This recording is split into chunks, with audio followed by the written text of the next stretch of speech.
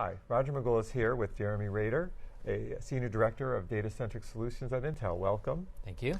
And let's tell us something about your data-related background and challenges at Intel.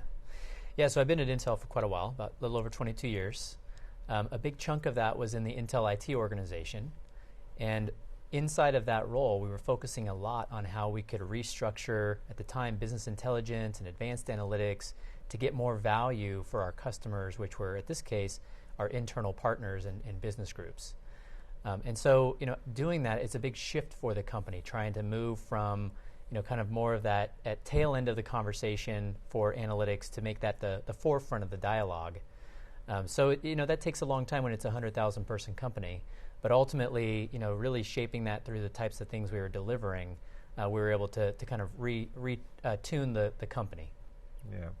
So you've been doing this a long while. You've probably been able to identify some trends in the kind of data and AI space. What do you think you want to share? Yeah, well, it's a pretty dynamic space. And what we see a lot happening out there right now would be in-memory analytics, fast-paced delivery of solutions. And so we're watching that very closely. And we have some technologies that are helping to really drive more in-memory capability in the ecosystem.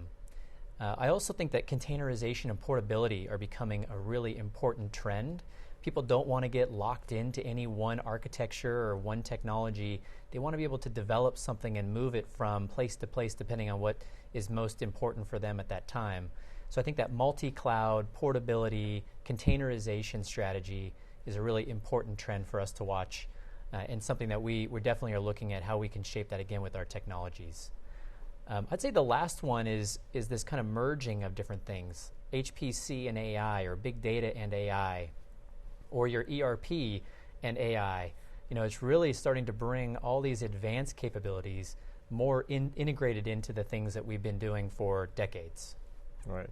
Given the kind of ubiquity now of data and AI in places, including what you've seen in your own company, how is Intel helping people overcome some of the challenges that they're facing?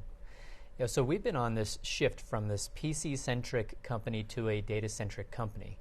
And what that really means, at least in my words, is thinking about that end-to-end data journey.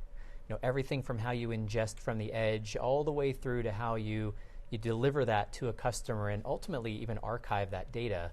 So all of our technologies have that kind of view in mind as we deliver new capabilities, entirely new technologies like persistent memory, and even the software stack that we focus on. So we have about 15,000 software engineers that are focused on optimizing at the OS level all the way to application and kind of everything in between.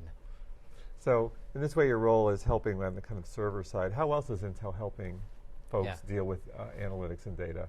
Yeah, so it's a complex area.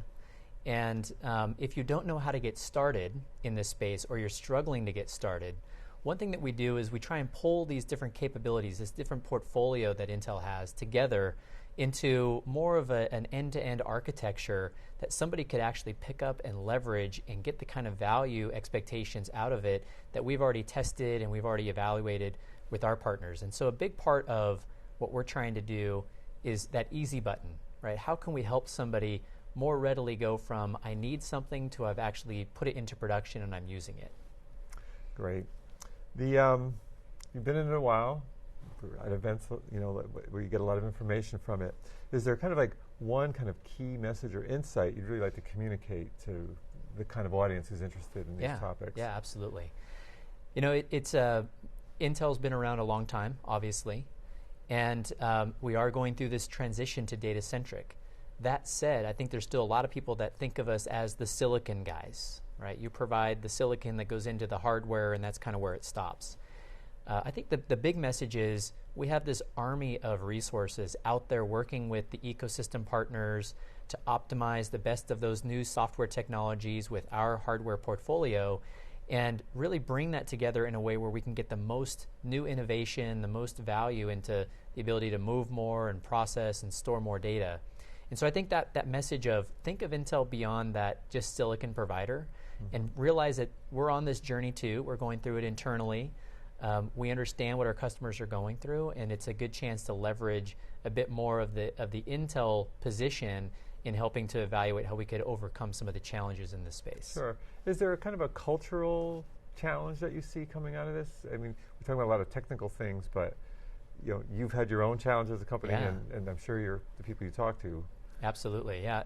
Actually, technology is the tail end of this conversation. It's really about understanding your business partners, knowing what those key priorities are, the biggest problems that they're trying to solve, kind of earning a seat at the table so that you can help them connect the dots back to the analytics and the AI.